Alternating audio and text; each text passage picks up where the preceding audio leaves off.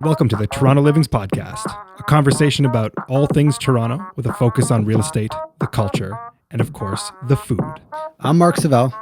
And I'm Joey Virgilio. And we're realtors with Sage Real Estate working together as a Toronto Livings team with a focus on helping you buy better, sell higher, and of course, having a little bit of fun along the way.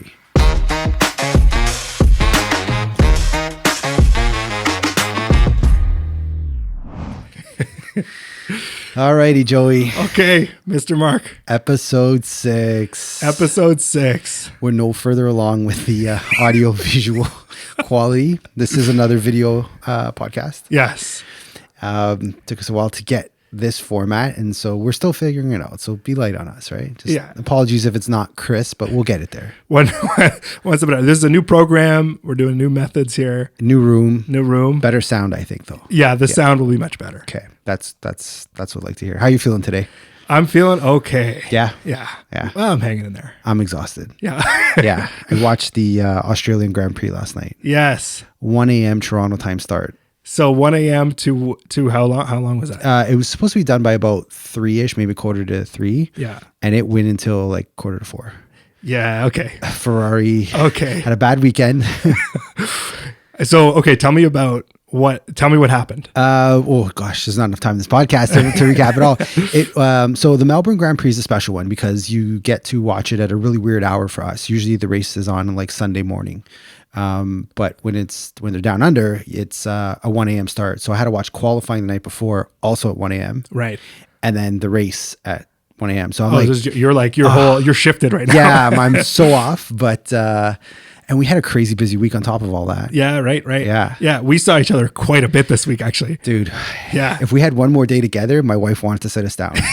We were right on that cusp of like, does she need to rally us in and like have a chat? Separate work and fun. This is getting a little out of hand. Let's maybe instead of starting where we're at now, let's recap. Let's go to the beginning of the week. Yeah, beginning of the week. So what happened on Monday? Monday was our office meeting. Yeah, we had our office meeting. That's right. That was a good one. Shout out to Larry. He told us a little secret. Yeah. Do you remember that secret? Wait, no. Hold on. You were thinking of where we're going to eat after. Yeah. He celebrated 46 years in real estate. Oh. That secret. Yeah, that's right. I don't even know if his boys know it. That's crazy. Yeah, that's crazy. Because he kind of was like, yeah, and low key, I've been in it for 46 years. Like, dude, that's huge. We should like drink to that. To celebrate. Yeah. And then we went to Slayer Burger. Yeah. Across the street. We did. We tried Slayer Burger. Yeah. At the advice of JP. We talked about it a little bit last week, but we physically went there. Yes. What do you think? Yeah.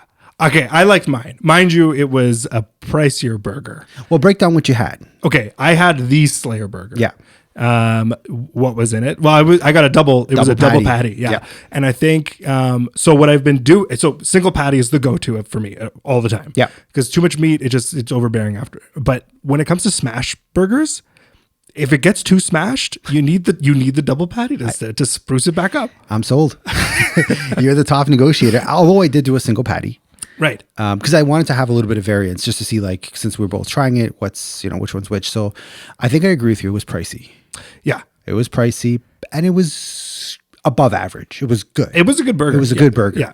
I always think though, like, did the juice justify the squeeze, right? Did the price justify the burger? That's the real question. That's the real question. I don't know. It was good. I enjoyed it. Yeah. I'd be back. Just next time I'll let someone else pay for me. Yeah. Actually, you covered the... No. Actually, you did. Yeah. All right, so next time I will cover you. There you go. So that was Monday. That was awesome. We, I feel like we also should insert an apology somewhere into this podcast because episode 5 was zero real estate content. Oh, we did nothing real estate. Yeah. But this one's like all real estate. Well, we'll dig into it. Yeah, there's a lot of real estate. We're going to talk about like some big changes coming for buyers in Ontario. Yes. That's kind of the official... That's the theme of the podcast. Yeah. I have an alternate title though. Oh. Yeah. Okay. Alternate title. Changes bigger than Joey's biceps coming to Ontario purchasers and sellers. What do you think of that? I'm okay with it. Because these are big changes. Yeah, and these are big biceps. Bazinga! You hit that out of the park. That was perfect timing. So Monday we had the office meeting. We got some really good content, which we're going to dive into in this one from that meeting. Yes. Because Larry brought up some really good stuff. We won't get too deep in the weeds. Tuesday we saw each other again. Yeah, we did. Tuesday, we toured a penthouse. Yes. A penthouse in Etobicoke. Yeah, that was Mariana and Freddie's, the Wolf Street. The Wolf Street. Oh. Yeah.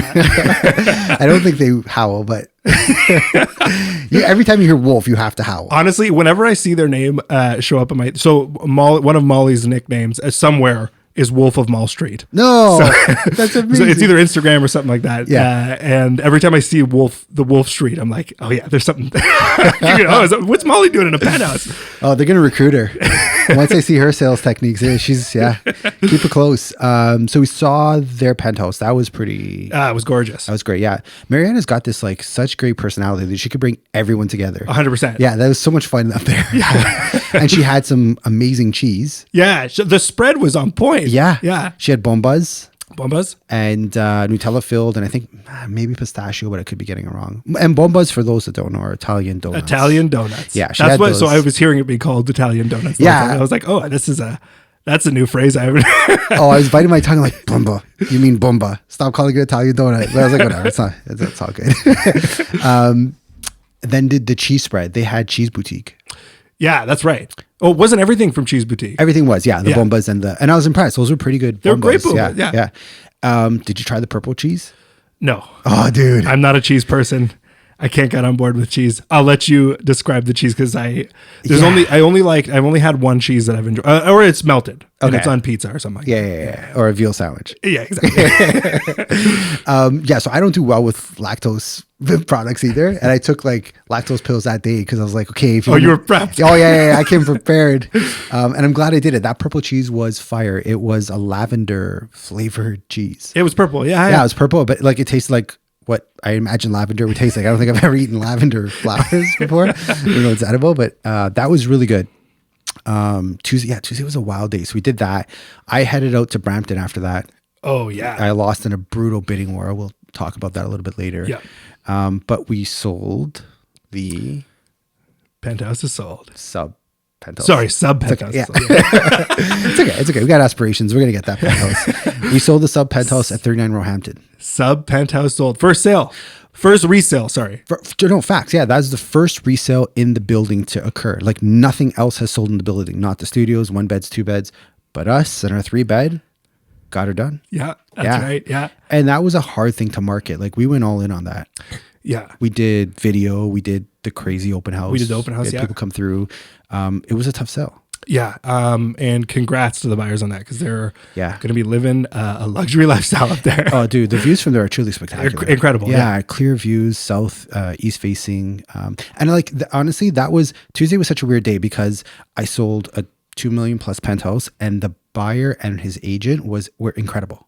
Yeah. Like absolutely incredible. It was so flawless. They were so easy to work with, great communications. And then that night I do a bidding war in Brampton and it was top 3 worst deals I've ever been a part of.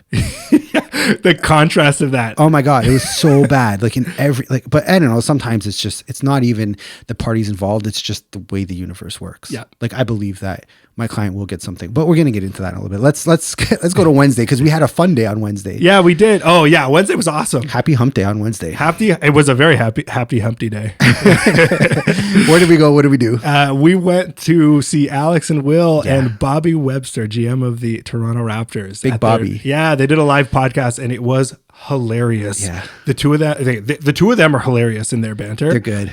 It was so enjoyable just to sit there. Yeah, 100%. To watch a live podcast was something you always, you think about live podcasts, but like, no, they killed it. Yeah. They're amazing, man. They've got like obviously incredible chemistry and they work really well together.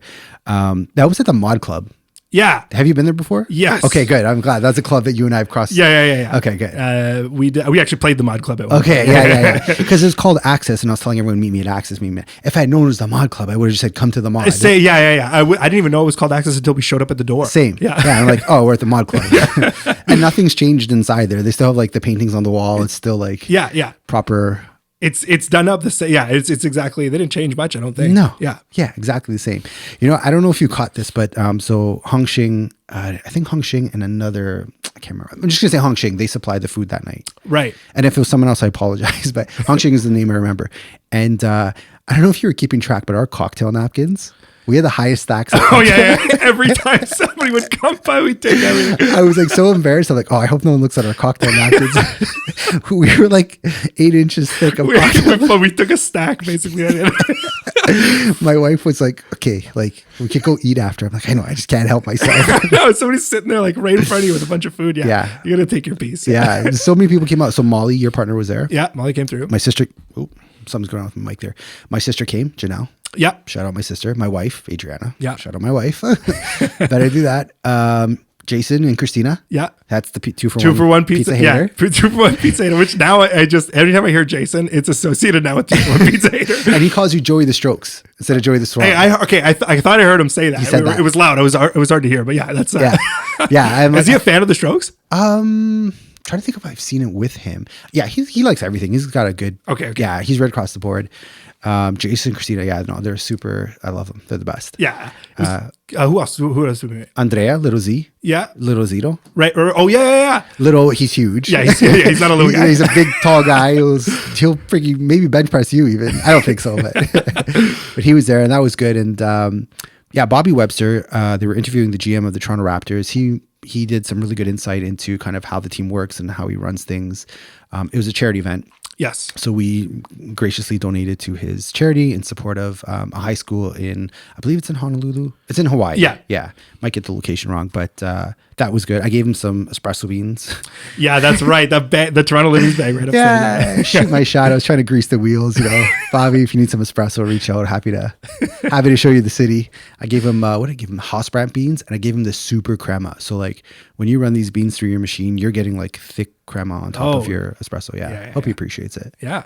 But if not, it was a cool event. We met some good people. Yeah, we did. It was an awesome time. Yeah. Fun times. I was, there were some Red Bull people in the audience. I was trying to, You're just schmooze him a little bit. I was trying to work through it. And dude, I shout out Ash. Ash was there and he's like, you want Red Bull? He didn't even question. He's like, you want Red Bull for your office? Done. I was trying to like pitch my idea to him. He's like, you want? Done. So I got to follow up with him. I was meaning to do it because Thursday we had another busy day. Yeah, we did. We ended up doing the Sage first quarter dinner. Anniversary dinner. Yeah. Anniversary dinner. Yeah. So anybody who joined in a first quarter, Sage held a dinner. And it was, it's really good to meet more people in the office like that and just like have a sit down dinner. There's something about just like, all guards go away and you kind of just are able to just talk and get to know people. No, for sure.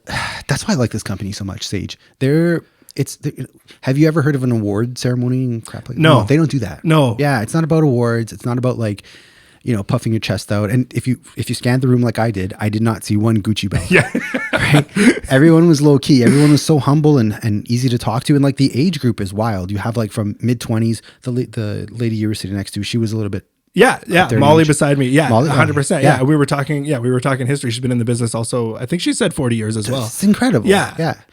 So it's cool. The diversity and like, and it's once again, it's a brokerage full of non-ego oriented realtors. That's the best way to put it. So it's very just relaxed and just good group of people. Yeah. And Alex was there. Yeah. Alex was there. Yeah. Oh, he was the best. Did you hear about his ordering of the meal? No.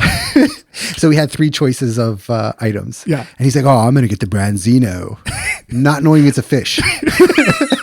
And then he's like, yo, what's a branzino? I'm like, what type of fish is it? He's like, I ordered fish. He's the best.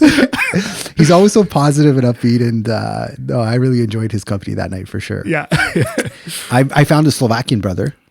Oh. So I'm half Slovakian, half Italian. Yeah. And we belong to St. Cyril Methodius Church. It's a Catholic church downtown. Fun real estate fact.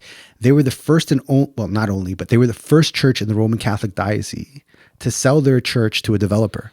Oh, wow. So my great-grandfather, when he came here, he helped raise funds to build this church. No way. Yeah. And I was the last communion to happen in the church. So like the last sacrament was myself. Holy. Yeah. So there's this, so they moved their churches to Mississauga now, right, the location of it. And we have a stained glass window with Seville on it.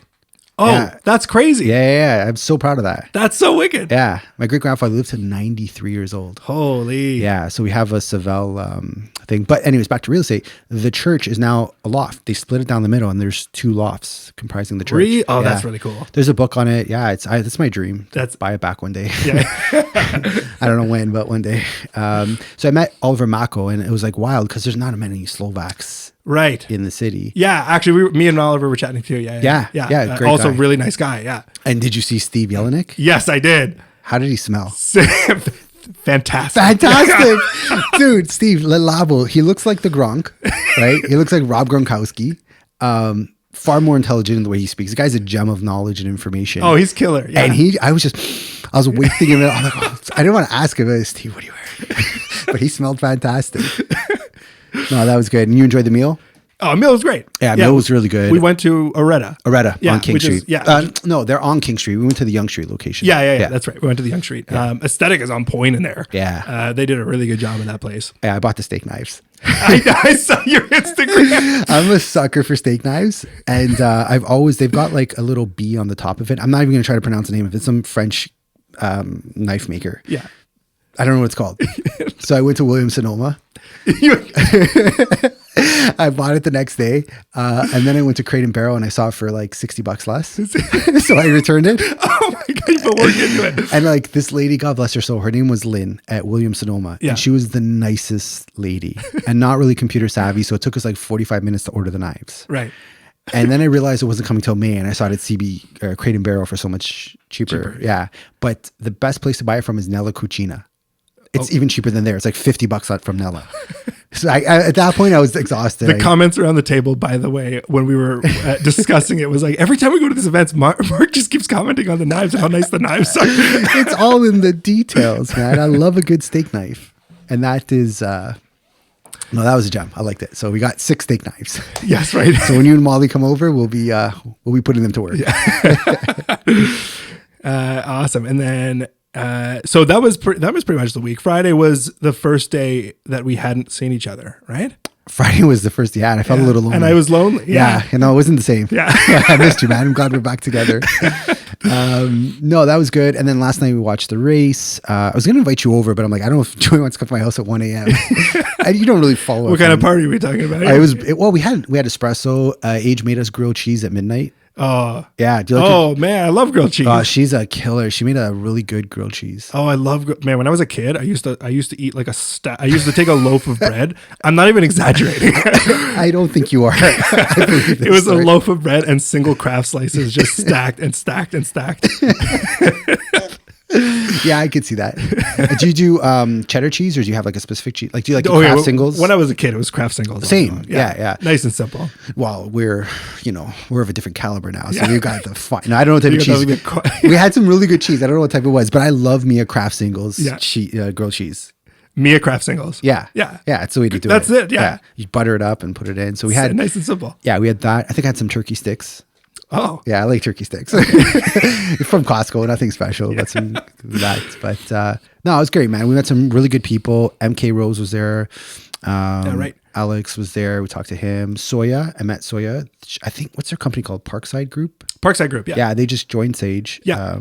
She was really interesting. Had some good stories to tell. But like just a good mix of people. Yeah, it was a great time, honestly. Yeah. Shout out everyone at the office. Yeah. Should we get into this week's sponsor? Let's do it. Yeah. Radio Voice? Radio Voice. You or me? No, you go. I got a head cold. Okay, fine. This week's show is brought to you in part by Marianne and Freddie of Wolf Street. I hope they don't hate me for. I didn't expect that. It's just off the cuff. So, sponsored by Wolf Street this week because they have a massive 2-bedroom penthouse with den at 5 Maybell. 5 Maybell. Yeah, Tridel built. Huge tower. I'm not gonna lie. On the balcony, I had a little bit of just a little lightheaded here and there. Dude, I didn't know you were like. No, I'm not that bad. Yeah, but there's a piece of me that's when it hits a certain point, just a little dizziness kicks in. I'm good with heights. I was like kind of just hanging off there, and I'm like, Joey, you all right? Like, no, I just like feeling the earth beneath me. I don't like getting too close to the edge. The views of this place are insane. Yes, it's like there's unobstructed. It's completely unobstructed. Yeah, and they face the Islington Golf Club. Yeah, that's right. So that's like pretty. I can live with that. Yeah. I'm good at looking at the golf course all day and maybe playing it every now and then. But they had super high, smooth ceilings, beautiful views to the west. It was a split bedroom layout, and I like that. Yes. So the bedrooms aren't touching each other. Yeah. And there was that one detail of a lot of people kind of promote ceiling to floor windows. Yeah. That's great and all, but remember what I pointed out about that building? Yeah, that's right. That the floor to ceiling windows also they tend to let in more draft, or the cold air kind of comes through a little bit more. So this has kind of got that to the best extent because it's about 3 feet off, maybe 2 feet off. Maybe the floor. 2 feet off the floor. Yeah. So you kind of got you have the draft stays away. Yeah. But you still get that full feeling, and especially the ceilings must have been like 11 feet. 11 feet high. Yeah. So you still got a huge expansive window, and just like the views are next level. Yeah. I got to go back to radio voice. Oh, sorry I interrupted. It's okay. Yeah. I kind of lost it myself. But the well-appointed kitchen comes with a massive island and space for your separate dining room. Huge primary bedroom with walk-in closet, ensuite bathroom, and two parking spots. One of them is wired for electric vehicle charging devices. Incredible. Thank you. Sound effects and everything. Were those gunshots? Was it, or was it just more like laser beams? Yeah. The well-equipped building has an amazing concierge, indoor pool, and lots of visitor parking. Worried about quality? Relax. It's Tridel. Priced at $999.90. No. With numbers, oh man, priced at $999,000. Wow. It's priced under $1 million. Set up for a bidding war. It's truly perfect for someone who's downsizing. Yes. If you're coming from a house and you still want some space, you want that privacy, this was a really sweet unit. And I hope they sell it because they did a really good job. It was staged very well. Yeah. And no nonsense layout. Shout out to the photos as well. Yeah. Those photos came out crazy good. I think so. They hit it at the perfect time of day. It's got all the sunlight hitting it. Natural light. Oh my God. Yeah. So if you're looking to get an alternative to a house and you want to have an affordable option, kind of rated Bloor in Islington, contact Joey the Swan. Joey the Swan. Was that a little sound effect at the end? Yeah. The Swan. What is this? Oh, echo. Yeah. A reverb. Yeah. No, it's an echo. Echo? Okay, sorry. What sound does a swan make? Hold on a second.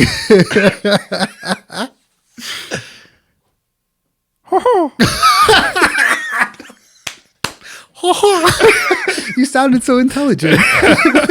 Joey the Swan. We got to work on that. But shout out to Mariana and Freddie for sponsoring us. They didn't pay us anything except for bombas and cheese. Yeah. And I'm all right with that. I'm okay with it too. Keep inviting us to your open houses. We had a really good time. Met some awesome people. The stager was great. She was really educational. Oh, yeah. I can't remember where she was from. Yeah. Yeah, she was good. All right. Well, that's 20 minutes of our week. Yes. Why don't we get into the show? Let's get into the show. All right, Joey, show us those big biceps and what's coming to the market. So this show, we were talking, we're getting into the changes for the buyers and sellers, actually in the sellers as well. But there's big changes coming for the buyers I wanted to touch on first, which is the release of the FHSA. Ooh, that's a mouthful. Yeah, it is. It is a mouthful. Say it with the sound effect. FFFHHSSSAA.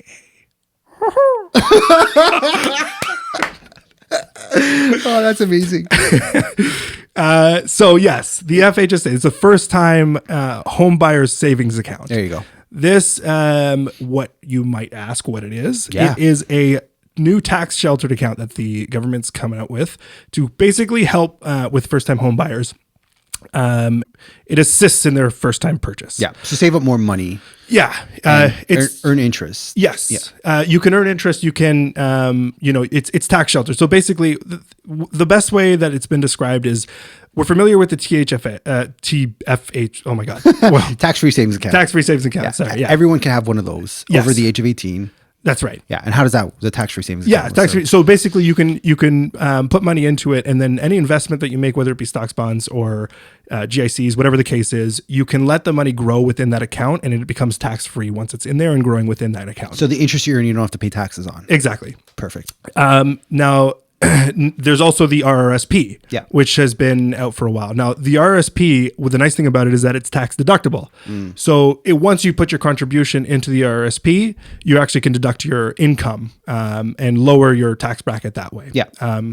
For whatever the limits that they allow you to use. Now, the problem with the RRSP, one of them is two things. One, you have to pay it back. Yeah. Within 2 years, you have to start replenishing that. So let me jump in. So what you're saying is if you use your RSP to purchase a home, there are some restrictions and some rules that you have to follow. That's right. Right. Because as a first-time home buyer, you can use your RSP towards your purchase. That's right. Okay. But you have to, exactly. You have to follow the specific kind of set of rules that they've set out for you. Yeah. I bought my first home using your RSP. Yeah. And so now the payback is, I think I pay back. So I used at the time the amount I could take out was $25,000 right towards the purchase of my first house, and I had to pay it back over 15 years, I believe. Right. And it works out to like $1,666 a year. Right. And if I don't pay it back, I have to pay a tax penalty on it. That's exactly yeah. Okay. Now that's the issue. That's the main issue with it. With using that program. Okay. So this one's better. Yeah. So this is kind of the nice thing about the FHSA. It kind of is the best of both worlds. Okay. So for one, you have let's start with the contribution limit. Okay. So you're allowed over a lifetime to put a max of $40,000 into this account. Okay. It's tax deductible. So you can deduct it from your income tax in the year that you've contributed. You can only put in $8,000 per year. Okay. At max. And deduct that from your taxes? Yes. Oh. Yeah. Wow. Yeah, so you can not bad. Yeah, so it's tax deductible on the way in. Once it's in there, you can also save on taxes with any interest that you accumulate on it as well. So you can invest that money in the market and not pay any taxes on your gains that you have within that account. Nice. Well, let me just jump in. So I see why it's a bit of a mind bender. Yeah, because I didn't know this. You're literally telling me something that I wasn't fully aware of. That it helps you reduce your taxes if you invest in the program, but also helps you earn money from the investment you put the vehicle you put that investment in. Yes. Okay. And so, yeah, restrictions, because I do have some questions about that then. Yeah. Do you have to be of a certain age? Yes. Okay. So 18 years old. Okay. You have to be. There's a couple qualifying factors. You have to be 18 years old. You have to be, you have to buy the home in Canada. Okay. You can't be an investment property either. It needs to actually be your primary residence. You have to plan to move in within 12 months after the purchase is made. Oh, okay. Yeah. So you can't defer. No, not that many people would, but okay, interesting. Yeah. Oh, maybe they're trying to prevent, like, if you're doing renovations, you can't, you say you're buying this house and then you renovate it and then you flip it or something like that. Yeah. Okay, I get it. Prevents, yeah, exactly. And yeah, that's kind of, I mean, just to kind of cover the surface stuff, that's you or your spouse can't have owned a home in the past. Ah, interesting. And I believe, if I'm not mistaken, it's you can have owned a home in the last 4 years. Yeah. The which program is it? I think the land transfer tax has a similar rebate, has a similar type of rule. Like, if a certain amount of time passes, you are still eligible for the program. Yes. Okay, got it. Yeah. Interesting about the spouse thing, because that's something me and the wife ran into a potential pitfall of. We weren't married yet, but she had never owned a property before. Right. So it sounds like a similar type of methodology applies. I heard some people kind of knocking it, like, oh, like this isn't going to do much. No, it's not a home run. No, it's you know what it's, and I was thinking about this too, because this isn't the solution. It's not. It's a nice little piece that now we have an addition of to. This is a tool we can use now. I agree. And for somebody who hasn't purchased yet, this will make it easier because you can save money on taxes until you've created those savings. Yeah, you can, and you can use that. That's very useful money that could be given to the government right away. I'm a big believer of, like, little drops overfill buckets. Yeah. So, like, it doesn't matter how much you make. I tell my sister and, the younger generation all the time, even if you could put aside $10 a paycheck, it will add up over time because you get into that habit of putting some money aside. And that's where I think the real meat and potatoes of these programs is they're really good for creating savings habits. Yes. Right. So even if you can't afford $8,000 a year to put into it, and it's $1,000, it's something better than nothing. Yeah. 100%. Right? It's not a Gucci belt. I hate Gucci belts. Yeah. But I like savings, and I like that this is another tool that first-time buyers can use. Yes, 100%. And the nice thing about it too is, okay, so this account has a 15-year span. It is a 15-year life cycle. So once you open it up, you have 15 years to buy yourself the first house. Okay. If for whatever reason within that 15 years you actually don't buy that house, that money actually just can get rolled over into your RRSP. Interesting. Yeah, and it doesn't touch your limits, contribution your contribution limits on your RSP. It actually just rolls as a little topper, so you don't lose it. It's not something that disappears, but something to just, I guess, be knowledgeable about. Yeah, and when did this take effect? So this took effect on April 1st. April 1st. It just took effect. Yeah. Yeah. I saw, I think it was Quest Trade. It it was one of those type of companies. They've already are pushing out promotion to try and allow people to set up that account and start saving into it. I think that's good. Yeah. Hopefully the big banks follow up with some type of program to kind of motivate you to start using it. Yes. And that's the thing. It's like you can sit here and complain all day that housing is unaffordable. It is. I get it. And it probably always will be. Yeah. I don't think any government will ever fix housing affordability. That's a whole other episode. Yeah. But tools like these are nice little, what's the word I'm looking for? They're like nice little accessories to have in the belt to help you get to your dream goal. Exactly. Right? Yeah. Wow. And I'm glad you kind of dove into this one because you're kind of the home buyer specialist. You work with a lot of first timers especially. And this is something when we do our meetings that we're going to be educating anyone that works with us is here's another thing that you can use towards that. Yeah. Oh, it's 8,000 a year. I was wondering like, because I know with the RSP, sometimes you could put one big lump sum, but it's got to sit there for 90 days before you can use it. Yeah, that's right. So I know with it's 8,000 a year. If you miss a year or if you contribute for 1 year, you can actually use that as the next. It'll even out. It carries over. Yeah, it carries over. Oh, that's good. So yeah. And like you never know. Like some years you might, you could change your job completely in 15 years you can do this program? Yeah, 15 years. Right? So if you get a bonus 1 year and you've got a gap of 20K in that account, why not put it in? It's, and you know what's interesting though? This is where I think a little bit more education is needed. I know several people who have tax-free savings accounts that aren't invested in any type of investment vehicle. Yeah. Dad. Yeah. He's like, I maxed out my whatever. I don't even know if he maxed out, but he's like, oh, I've used my tax-free savings account. I'm like, what are you invested in? Cash. Oh man. So listen, if you're going to use this program, make sure you put it into an investment. I wouldn't go super risky. Like don't put it in a one-off Tesla stock or like a one-off company. Yeah. Look at an ETF. I'm a big fan of the S&P 500. It's a nice safer-ish. That's it. Yeah. You don't need it to double in a year. You just need it to make you something. To grow a bit. Yeah. Yeah. And that's a good point. You shouldn't be in a super aggressive investment if you were using this program. It should be just something that grows safely every year. Yeah. Yeah. Exactly. Yeah. That's good. And thank you for doing that. You really, because I heard it and I'm like, oh, Joey, figure this out, man. I've got so much going on in my life right now. I'm like, oh, it's just, and you did a really good job. I appreciate that. Yeah, and so absolutely. if anyone is working with us, we're going to explain it in more detail once we sit down and we do our buyer one-on-ones. And as Joey just demonstrated, I'll try to do your sound. Oh. Is that it? It's pretty good. Yeah. It's like almost Super Mario-esque, Well, Joey and I'm not going to do the sound effect swan. Sits down with you. He's going to go into more detail, and we'll go over the land transfer tax savings, your first-time home buyer, how to use the RSP contributions. Yes. I'm really good at how to ask mom and dad for money. They never give me any, so I don't know. Maybe I'm not so good at it. But there's a lot of creative ways you can kind of work towards getting up a down payment. And like for me, when I bought my first house, I put down 5% and I paid the CMHC fee. It was just like, let me get in the market and I'll figure the rest out later. So we're happy to share our experiences and educate you on what tools are out there and available. Yeah, cool. Yeah. So should we talk about the next big change that's coming to the service? Yeah, let's do that. It's not as big as Joey's biceps, but it's as tumultuous as my triceps. I got small triceps. Spoiler alert. But this is a big change. This is big. So let me maybe tie it into Tuesday night. We were out in Brampton. This is kind of a heat check and a good segue into what I'm going to talk about. It was a house that we saw. It was a great house, good fit for my client. And they had held off for a bidding war.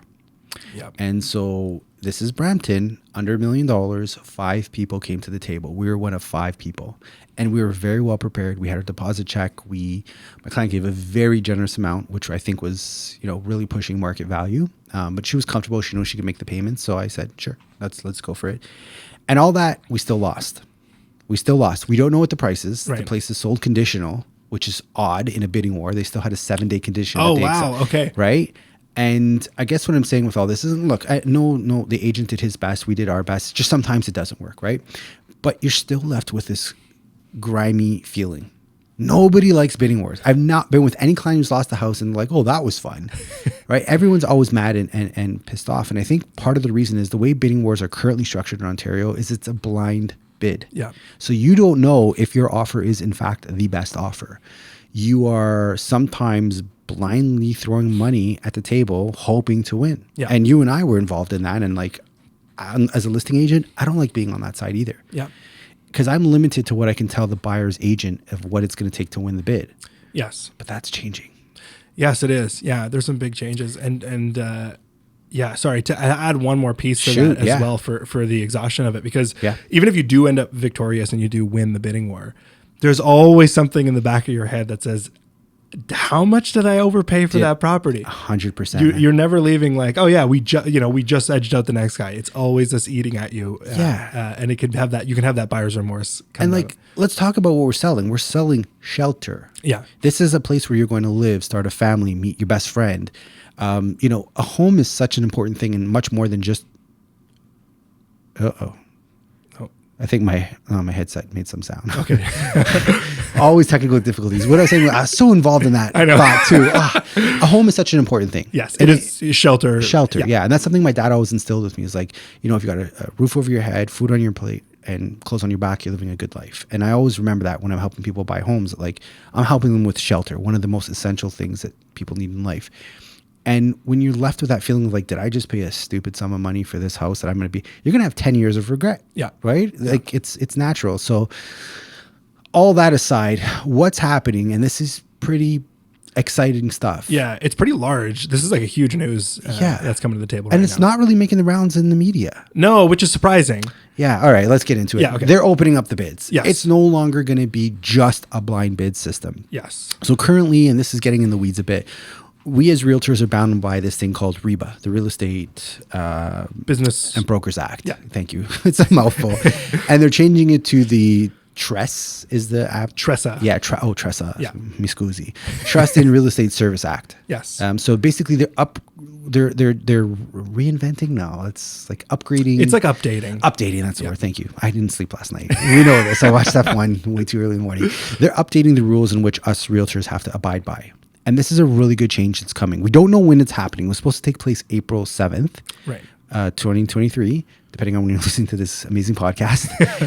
But they're now expanding that. Yes. They're pushing back the start. But anyways, what you have to prepare yourself and what's coming is, as a seller, you can now decide if you want to do a blind or open bidding process. Yeah. And I would advocate for my sellers to do the open process. Because if you are working with a buyer, don't you think you're going to be like, well, would you rather blindly pay for a house or openly pay for a house, right? Like, I feel like the buyers would want to partake more in a home that's selling in a transparent process. Yeah. So I'm definitely going to encourage my sellers to try and use that approach instead of a closed one, because it's like, all right, we're listed at $999. Yeah. What's your offer? 1-1? Mine's 150. Can you beat it? No? Cool. You know you gave your best. I know I got the best out of the 5 people that came to the table, and everyone leaves like, oh, well, at least we tried. Whereas in the blind system is, did I lose by 10K? Yeah. 100K? 250K? We don't know. Yeah. So I think this is going to be something that I definitely am open to. It's going to be really interesting. My thoughts are immediately like, do you think this is going to have an impact on actual price? No.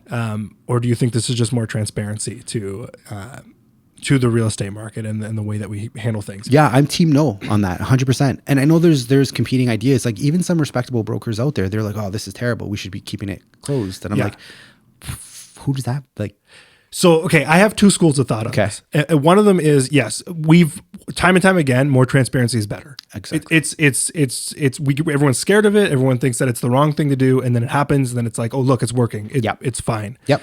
And this is my internal thoughts right now, because when I think about an open auction process, pretty much of how much can you pay, do is that going to lead to ego paying, and is that going to lead to, well, I don't want to lose by $5,000, like I'll just put another extra 10, and then it kind of keeps climbing the ladder that way in terms getting a price point to a spot where it maybe wouldn't have, because blind bidders don't want to compete up against themselves. They'll turn off after a certain point and say, I'm done playing games. Yeah. Whereas if it's open bid, you can potentially see that and just say, I'm almost there. Let me just push. I think this is, are you wearing 2 headphones? I am. I'm ultra audio man today. Oh my goodness. So I lost my thought. I'm like, he's wearing 2 headphones. That's okay. I don't think that, so this is the value of a good agent, right? Because, and I've talked to a lot of people out of paying what I thought was a stupid number. ultimately the buyer has the final say. If they want to offer a number that me as a realtor I'm uncomfortable with, they can do that and I have to support them. But our role in our job and something we do quite well is tell them like, hey, we're already X amount over the area average. Yep. Know that these risks comes with it. And like if somebody has a 50% down payment, yeah, no problem. You've got a lot more flexibility in the way financing will approve you. But if you're like 20% or less, it's our job and responsibility to be like, if you like the house, go for it. However, you could have some potential pitfalls down the road in qualifying. Right. So I think as long as you're working with an agent who is conscious enough to remind you of that, I don't think people are going to stupidly go to a number they're not comfortable with. Right. Yeah. Right. So that's where the Swan's got to come in and flex those muscles. That's and like, stop. Arrête. For the French speaking audience out there, that meant stop. For those who don't speak French. No, that's where I think the value of a good agent can come in and be like, look, I think you're kind of overpaying here, or like, it's okay. You can go there. And if you're comfortable with that number, then you should be able to get the house. But like, just to get into what happened Tuesday night, we were verbally told we won the house. Yeah. Yeah. That was, that's sticky. That's sticky. You don't, and I told the agent, I was very upset the night of. The next day we calmed down. We had a good chat about it. And I said, like, just be careful what you tell the other side, because you put yourself in a position where I told my client we won it. And I prefaced it with, until we have it in writing, don't pop any champagne. Yeah. But all indications are it's ours. And then to still not get it in the end, it was a really uncomfortable feeling for me. Yeah. But I did promise her we're going to find her something better and possibly cheaper. That's it. Yeah. That's my word. We're going to do that. But if it was transparent and open, my client could have been like, couldn't have done that. Right. That wouldn't have happened. That would have happened. And my client would have been like, oh, well, I gave my absolute best number that I was comfortable paying. And even if someone bet me by $5,000, that's okay. Yeah. Because I can see that. Now it's like 7 days of, well, what did we lose out on? Like, right. What was the price? Right. So I'm a big proponent of letting it open up. As I said in a previous podcast, they're doing it in Australia. Well, that's the thing, is it already does exist. It does exist. Yeah. We're not inventing the wheel here. So, and that's the thing is, realistically, like you said, what I do think is that, once again, I still stick by this, is more transparency, the better. Agreed.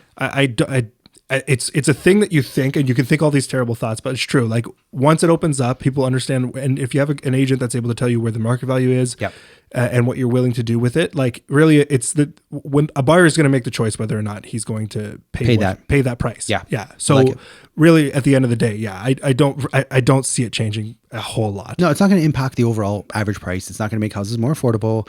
It's not going to make sellers get less money. It's just going to give the confidence in our industry and in the process of buying shelter. Yeah. Like, we're not talking about buying shoes here, right? The shoe buying process from a Nike app is far more transparent and comfortable than it is to purchase housing in Toronto. Yeah. So I welcome this change. I think this is a mouthful, the FHSA, first, what the heck does it stand for? First home savings account. That, like, they should have done it. It's a whole lot. Yeah. They should have done a focus group on that name. Could have come with something a hell of a lot better. But these are two changes that I think are going to affect the way we do business. They're going to affect the way people buy and sell. And both changes I think we could stand behind. 100%. Yeah. Cool. I like that. Any shout outs? Who are we shouting out? We did Larry Sage, 46 years in the business. Yep. Steve Jelenic, smells fantastic.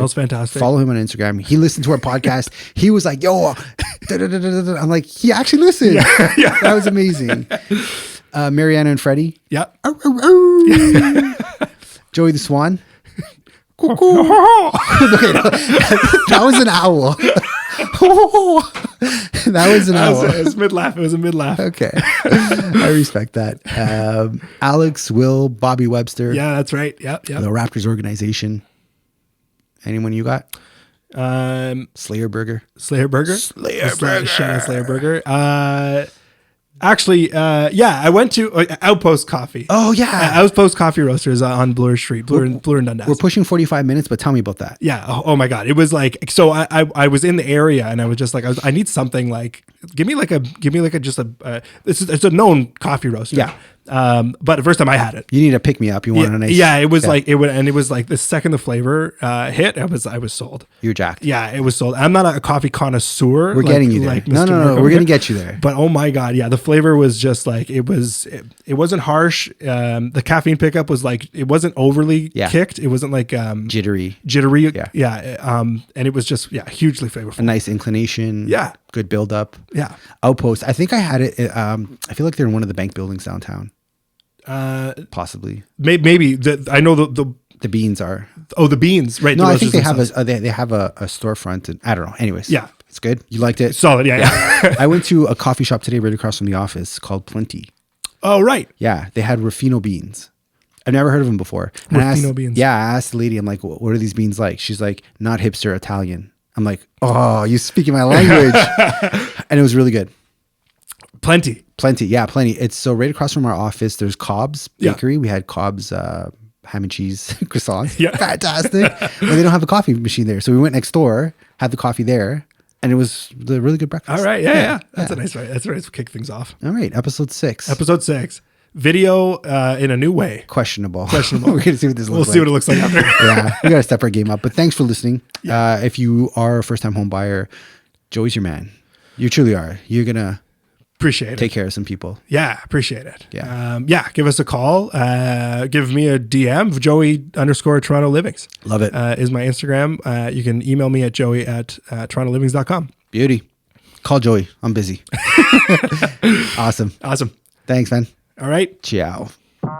Thanks for listening to the Toronto Livings Real Estate Podcast. You could find more information on how we work over at torontolivings.com. Be sure to sign up for our newsletter to get price reports from over 150 different neighborhoods in the city each and every month. If you got any value, please like, subscribe, and share with your friends. And if you made it this far, thanks for listening.